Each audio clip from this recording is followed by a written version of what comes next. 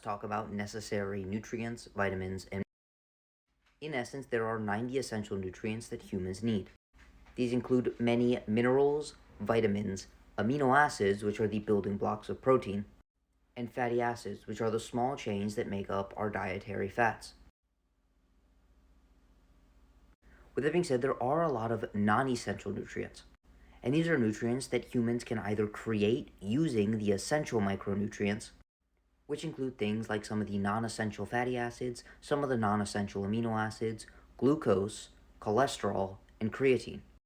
And there are also non-essential nutrients that we don't actually require but can serve beneficial roles in the body.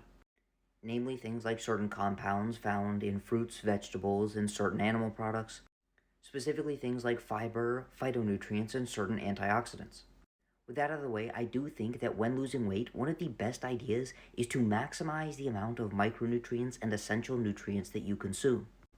In essence, for every 100 calories you consume, you want to be consuming as many beneficial, essential, and non-essential nutrients as possible. With that being said, there are a lot of different scoring systems when it comes to nutrient density, and they show very mixed results, typically because many sources include things that are technically non-essential, such as fiber. And they also deduct points when certain foods contain things that are thought to be non-beneficial. With that being said, I'll show one nutrient density chart that I really like.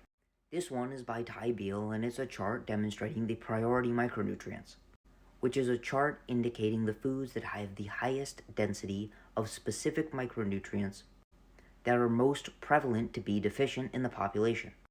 Topping this list are organ meats, bivalves such as oysters, clams, and mussels, small canned fish with the bones like sardines, mackerel, and anchovies, larger fish, specifically tuna, beef, dark leafy green vegetables, goat and lamb meat, specific dairy products like cheese, milk, and yogurt.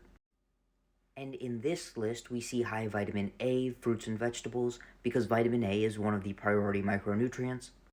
But if we're trying to get all of our micronutrients, pretty much all fruits and vegetables will be beneficial. So when prioritizing micronutrients and essential nutrients, I think it's important to prioritize high quality proteins, specifically things like beef, fish, organ meats, bivalves, small fish with the bones, and eggs. Additionally, prioritizing eating a very wide variety of fruits and vegetables. Additionally, micronutrients can be found in herbs and spices, so things like basil, thyme, turmeric, parsley, paprika, rosemary, coriander, clove, and so on. And if you missed my last video, you may be surprised to know that we can derive some very beneficial nutrients from coffee. While these nutrients are not essential, they do appear to increase lifespan, health span, and promote an overall healthier human. This doesn't necessarily mean caffeinated coffee because it can come from decaffeinated coffee as well. Outside of these categories, I do think potatoes are also another fantastic source of fiber and certain micronutrients, specifically potassium and vitamin C. And there's just a slight bit more vitamin A found inside of sweet potatoes. Also, it appears that including collagen protein, specifically in the form of gelatin, can be a fantastic inclusion to an overall higher protein diet. And the last thing I'll leave you on is not only will this improve the nutrient density of your diet, but most of these foods are also extremely satiating. Therefore, it's a fantastic way to negate hunger associated with weight loss. And since many of these foods are high in protein, it can negate the muscle loss oftentimes associated with weight loss as well. But obviously, resistance training and proper sleep is also required for the maintenance of muscle. With that being said, if you want to start a diet like this but you don't know where to start, don't want to put in all the time and effort to figure out the best foods, or are not sure the best way to go about this if you're on a budget, just send me a DM to sign up for coaching.